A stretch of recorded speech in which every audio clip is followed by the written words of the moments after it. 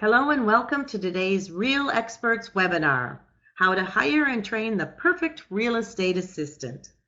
Now today's presenter is Monica Reynolds, and she has garnered national recognition as a real estate seminar and convention speaker, a trainer, and an author of 3 books, including her most recent book, Multiply Your Success with Real Estate Assistants, 2nd edition. Now, she also championed the hiring and pioneered the effective training of administrative assistants.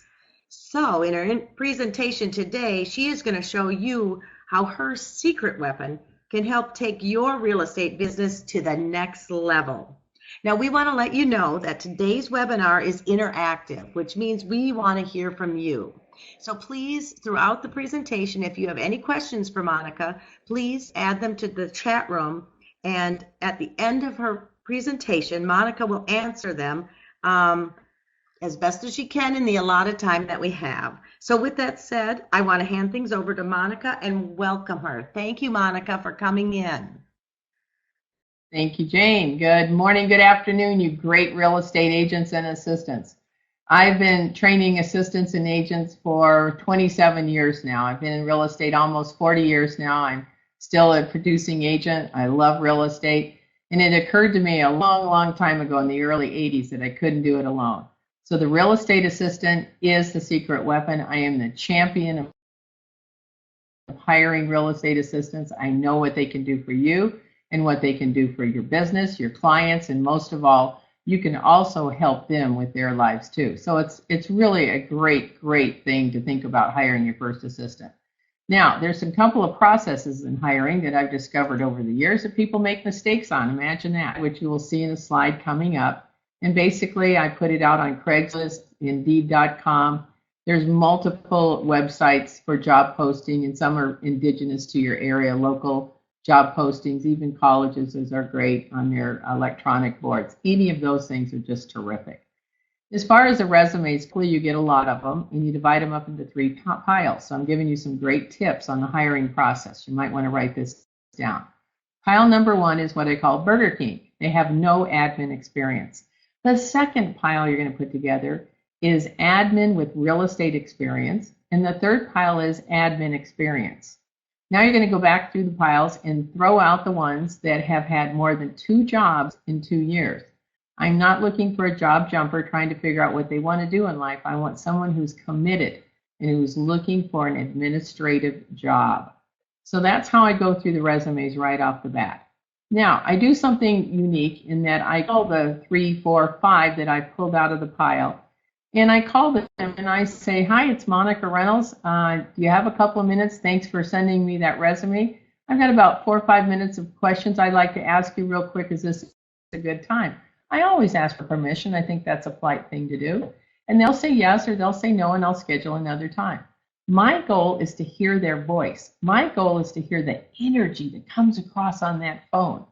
And I'm looking for someone who can put 2 sentences together and answer questions. So for example, you might want to write this down. Question number 1. I've got your job history here, but I'd like to hear from you. Tell me a little bit about your job history. And I want to see that they can answer the question and not do, well, let me think about that a minute. No, I want someone who can think on their feet and respond. Question number 2. This is a good one. Describe the perfect job for you. What does that job look like? Okay, number 3. What are you the best at if I was to ask one of your previous coworkers? What are you the very best at? And then question number 4. Tell me about your hobbies. Now, as you can see, those are casual conversations, casual questions. Now, if I like the way they answered things and they had a great voice, a telephone voice, because remember, they're representing you to your clients, then I immediately say, great. Now, I have a favor to ask of you. Before we set up the next interview, may I ask you to complete a DISC test? And this is just a person, you can't win or lose on it. It's just who you are. So it'll take about 30 minutes. Today is Wednesday. Would you have time to complete it by 4 o'clock Friday? Yes, they say. And I go, great.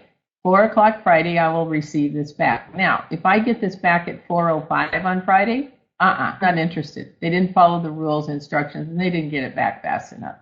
4:10, 4:20, 4:30, I don't care. Done, not moving on with them. Once I get those back, then I will call them and I'll say, great, I'd like for you to come in for about a 30 to 45-minute first interview. All right, they say. So we got that scheduled. So let's go to the first interview. So once they're in the office, the first thing I'm looking for is how they walked in. Did they walk in confidently? Did they walk in with a firm handshake? Did they walk in with a smile? Did they lean in when they were talking to me? Answer this question correctly. So let me ask you this question. How many times, back this up. So there's two questions that I ask. Did you have a chance to look me up, Google me, or Google my team? If they said no, then they say, well, tell me about your team. Tell me about yourself. And it's like, okay. But then when somebody walks in and says, yes, I wrote down 18 questions for you I'd like to ask, I go, wow, okay, now I'm impressed. Now I'm interested. And then the other question I ask kind of randomly, just curious, how many people in your Facebook? Oh, I've got 1,400 people on my Facebook. And I go, great. Let me ask you another question then. Would you be interested? Would you be willing to let them know that you're working on a real estate? Oh, yeah. I've had one person say to me, oh, no, my mom's in real estate. She'd be really mad if I did that. Oh, and okay, thanks for coming in. I appreciate your time. And boom, they're out the door. Now, I go through about 25 questions. However, those questions I end at any time once I feel that they're not appropriate. Or they walked in my case, sometimes, being in California, they walk in with, 47 tattoos on their neck and face, and that's just not who we are, and that's not who we represent. So I interview them for a little bit, and I say, thank you so much for coming in. We'll let you know. Not the right office for us, right office for them, in my opinion. Number 6, the second interview. Now remember, when they come in for the first interview, the first thing they're probably going to say to you is, well, how much is the salary? And you're going to say, I know that's an important question. Today, we're going to find out who you are and who I am, and we're going to see how we can work together. I hope that makes sense. Thanks for asking, though. So don't answer the question because they'll judge every single thing you say based on your salary. And I just say, we're going to talk about opportunities. The second interview they come in, I talk about their life history. I want to see that they're winner, not victim. And the next thing that I do in that second interview is that I may go over the job description also, and I may go over the pay if I like them a lot. If I don't like them, then I'm not going to go over the pay. But I'm also going to do something on interview number 2, and that is test their skills. They say they have typing skills. Great. I'm going to have you take a typing test, typingtest.com here, and see how many words per minute you type. Also, I'd like to see you do some data entry. And also, here's some numbers. Could you put those in an Excel spreadsheet for me? And have you ever done a brochure? So I'm very clear. I test the skills. I know what I'm getting into. The next thing is on references. On that second interview, I may have asked them on the first interview, who are these references you'd like me to call? And they say, well, this is my family, this is my friend, this is my family. I go, great. I need you to furnish me with 3 people who are not in friend. I do not talk to family and friends because what are they going to do? They're just going to tell me how great they are. So why call them? I know they're great. Your family thinks you're great. Your family thinks you're great. Your friends think you're great. Whatever. Now, I go to something on, you want to make a note on references, 2 and 3 levels deep. So when I'm talking to the first reference, then I'll say, gosh, great talking to you. I know you guys work together at XYZ company. Who else do you think I should talk to? I need to talk to, I really appreciate your help on that. I talk to the second level, then I say, gosh, I need to talk to one more person. Is there anyone else you can think of in the company I should talk to? When you go 3 levels deep, you get a real clear picture of who is walking in that door. All right, let's take a look at the next one. On that third interview, and you're probably saying to yourself, well, I can figure it out in one interview. You know what? You're going on your gut, which is give up thinking. Don't do that. These people are going to be near you more than anybody in your family, and they're going to frustrate you more than anybody in your family if you hire the wrong person. So if there's other team members, I have them meet and talk to them. Now, the third or the fourth interview, I'm going through now the job description very carefully, line by line by line. Then I go over the schedule, line by line, to commit that they are available these times. And then, of course, I go through the offer letter, which you must go through that offer letter. You must explain and set the expectations with the job description and the schedule. Now, I don't want to frustrate everyone and go, well, what does the job description look like? What does the schedule look like? These things are all available in the second edition. Multiply your success through the use of an assistant, second edition. Now, what's great about that, if there's a couple of slides here that you want, you can just email me at monica@monicareynolds.com. So that's your bonus there. All right, so let's go to the next slide because we've got a lot to cover here, and I want to make sure that you get everything you need. So here's a 30, 60, 90-day plan for your executive real estate assistant. What happens in most real estate agents' office is that they want the assistant to be fully up and running and trained within 48 hours. Okay, so maybe it's a week. Okay, maybe it's 2 weeks. Not going to happen. And so I've methodically put a plan here that is reasonable expectations for great training, for also your assistant to be absolutely knowledgeable after 90 days. Now, are they proficient 100%? No, it depends on their job experience, if they had any real estate experience, but they are on their way to being a great assistant. So we're going to focus on being very specific and measurable goals. And so let's take a look at the next page here, which is the page on the 30-day goals. Now, this is one of 3 pages. So the first part of that I broke out is they've got to know how to answer the phone. You've got to role play with them. You've got to give them a script. They've got to answer the phone every single time the same way. They've got to learn the buyer script and the seller script. When a buyer call comes in and you're not there, handle the call. They don't put the call in voicemail. Handle the seller call. They don't put it into voicemail. You answer it immediately and respond immediately. So this is scripts. This is role play, how to manage the voicemail, transfer a call, pull the voicemail. And absolutely handle when a client says, I'm very upset, I need to talk to John. The assistant knows how to handle that and diffuse that. That is so critical.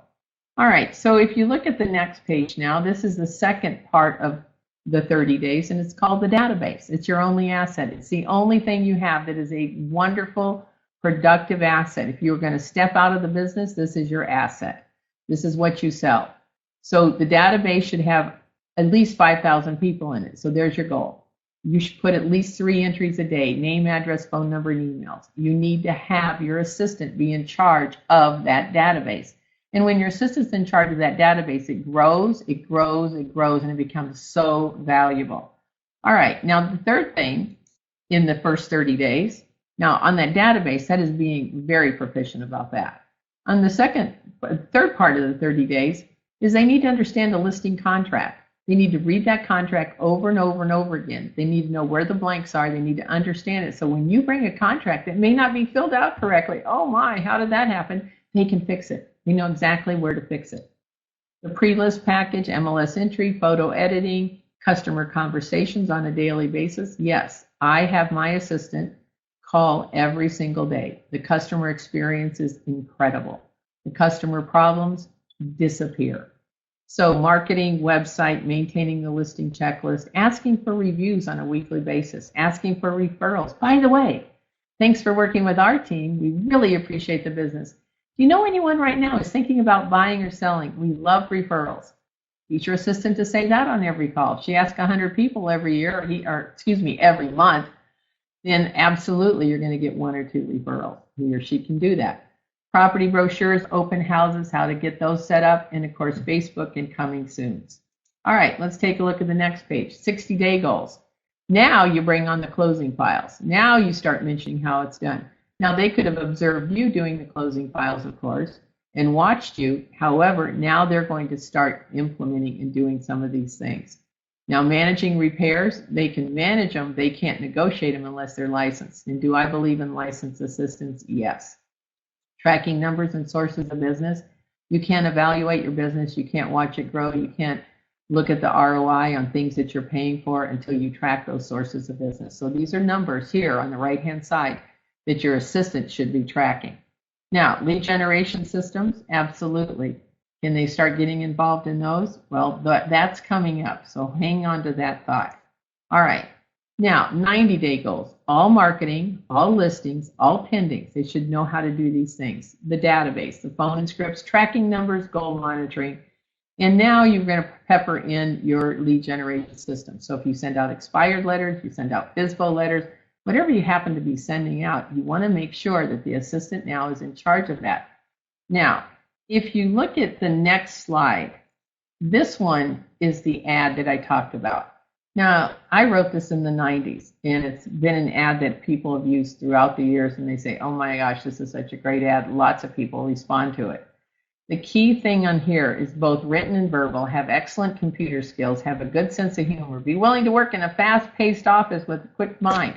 Now, here's the thing. You can shorten this down if you like, but you need to get this ad out there. And you can do Indeed, you can do Craigslist, you can put it into your database, and send it out to your database saying, thank you so much for your support. Our business is growing. I'm looking for an executive assistant. Here's the ad. Please pass it on to anyone you know.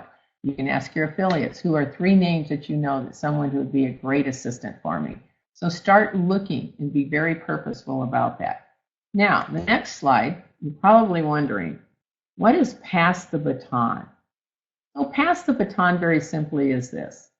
Passing the baton means that you do not throw a file down to your assistant and say, here, get it on the market, they're ready to sell. You want to mention a few things.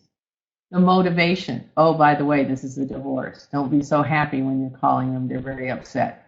Oh, by the way, they have a sick child. Oh, by the way, they're downsizing. They lost their job. Oh, by the way, they just got a big promotion. They're very excited.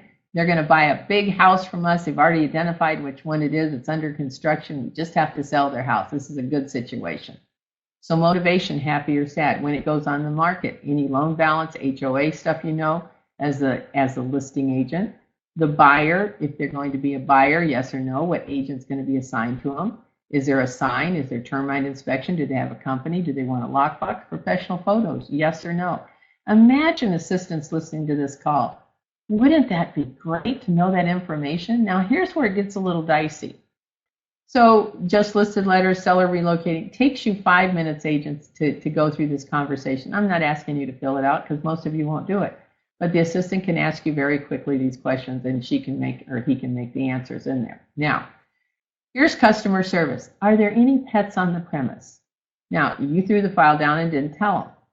Now, this couple, true story, has a dog named Tank, 250-pound Rottweiler. Tank has his own couch and watches TV with him every day. He also has his own bedroom with the door painted Tank on it. Lots of little pictures of him on the door.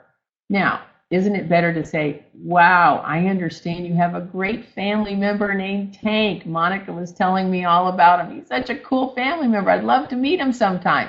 Now that's customer experience instead of saying, do you have any pets on the premise? And they're going, well, yeah, Monica met Tank. She didn't tell you about him? Be careful. And then, of course, the disc at the bottom.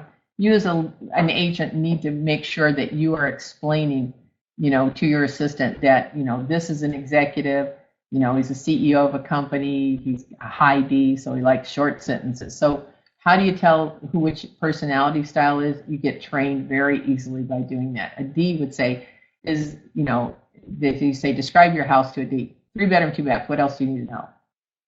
High I, oh my gosh, we have such a great house. Lots of adjectives. The S, oh, it's such a nice house. Is this a good time for you? Very accommodating, very sweet.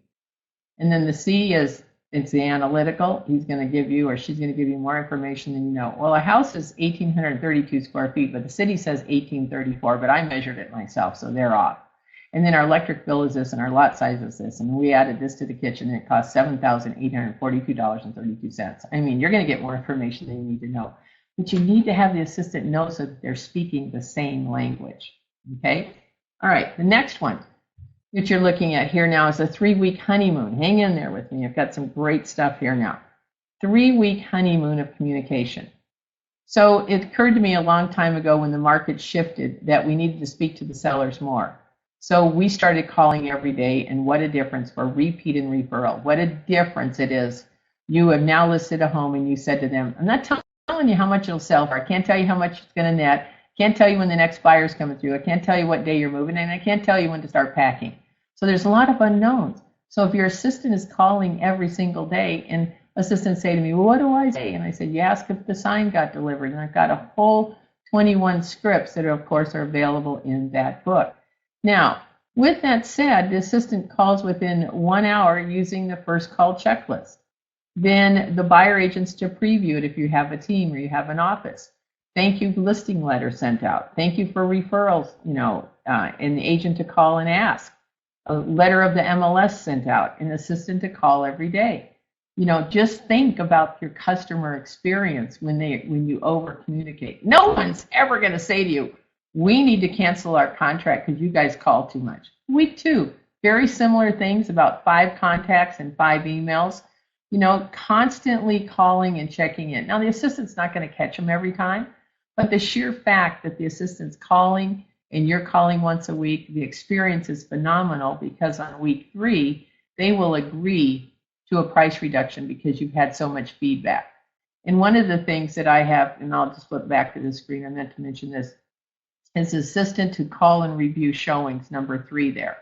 Now, what's great about number 3 there is that, I'll give you the script real quick. I don't believe in the internet things where the agents go online and give you feedback because they never tell the truth. So, because they don't want to lose a chance of getting that listing if it expired. So they sometimes are a little questionable about their answers. So here's the 3 questions. Write this down. Thank you for showing our property. And you mentioned the agent's name. Bill was very excited that you showed the house. May I ask you 3 quick questions that'll take 1 minute or less? Is your buyer writing an offer? Number 2, what would it take for your buyer to write an offer? What would it take for your buyer to write an offer? And number 3, what do you think the price will sell for? What do you think the home will sell for?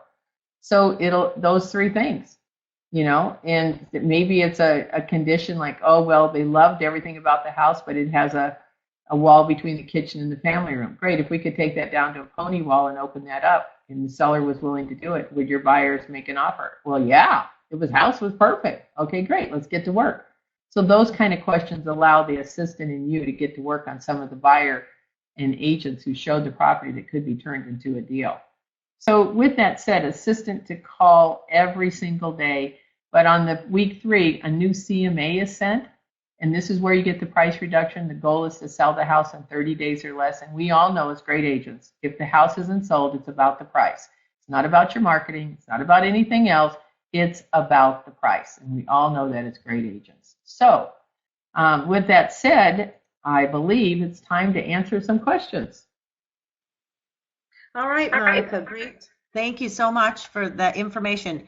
One question that I have right off the bat is, if we go back, and I'm going to try to find this slide that when you...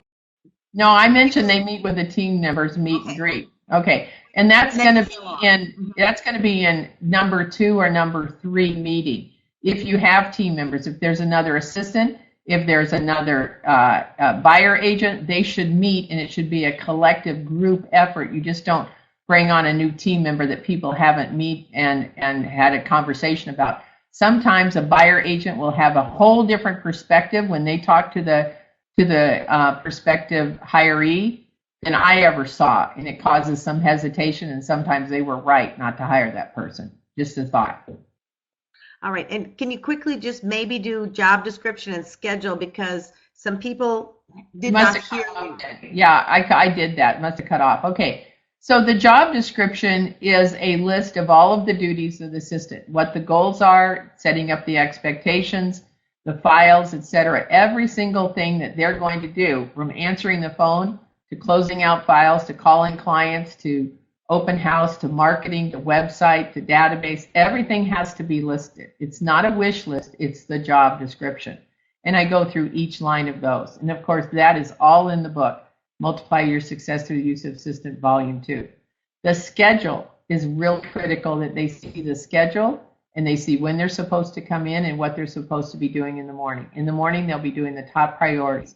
They'll be handling emails, they'll be handling calls that came in overnight or in that morning. They're processing new listings and processing new pendings. The offer letter simply is going to state every single holiday you're going to pay for and those you don't pay for. So in my world, I pay for 6 holidays. I pay for Christmas, Christmas Day, New Year's Day. I pay for Memorial Day, 4th of July, Labor Day, and Thanksgiving. I do not pay for Martin Luther King Day, President's Day, Veterans Day. We work those days. And I make that really clear. Then I put what the salary is, and then I put how they can earn bonuses. I'm a big proponent on them bringing business in. Okay?